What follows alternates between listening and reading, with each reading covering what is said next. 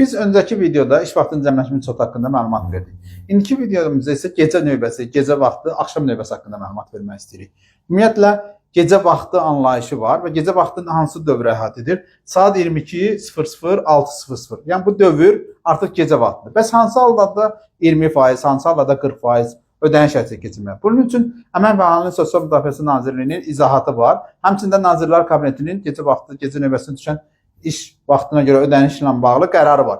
Yəni bu iki qərara biz baxmalıyıq. Və o qərara əsasən orada da həmçinin Əmək Məcəlləsində olduğu kimi saat 22:00-dan 6:00-a qədər olan müddəti gecə vaxtı kimi sayılır.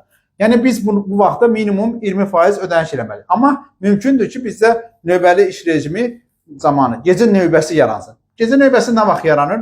Gecə növbəsi o vaxt yaranır ki, işçinin növbəsinin ən azı yarısı gecə vaxtına düşsün. Yəni əgər bu növbədə işçi işlədikdə yarısı gecə vaxtına düşürsə, məsələn işçi işləyir 7 saat, amma onun 4 saatını gecə vaxtına, yəni 22:00-dan 6:00-a təsadüf edirsə, bu zaman nə yaranır? Gecə növbəsi yaranır. Gecə növbəsi yaranırsa biz 40% ödəniş edirik. Ondan əvvəlki növbəyə, axşam növbəsinə isə 20% ödəniş edirik. Amma məsələn iş vaxtının cəmləşmiş çotunda baxmayaraq ki, gecə vaxtına yarısı düşür, amma biz 20% ödəniş edirik. Nəyə görə ona görə ödəniş edirik? Artıq bu izahatda öz əksini tapıb. Biz ümumiyyətlə bu haqda gecə vaxtı, gecə növbəsi, axşam vaxtı bu necə hesablanmalıdır, hansı norma götürülməlidir, iş saatı 1 saata düşən vaxt necə müəyyən edilməlidir əmək haqqı. Bu haqda biz 15 noyabrda keçiriləcək təlimimizdə həm əyani formada olacaq, həm Zoom üzərindən həyata keçiriləcək, yəni onlayn formada olacaq.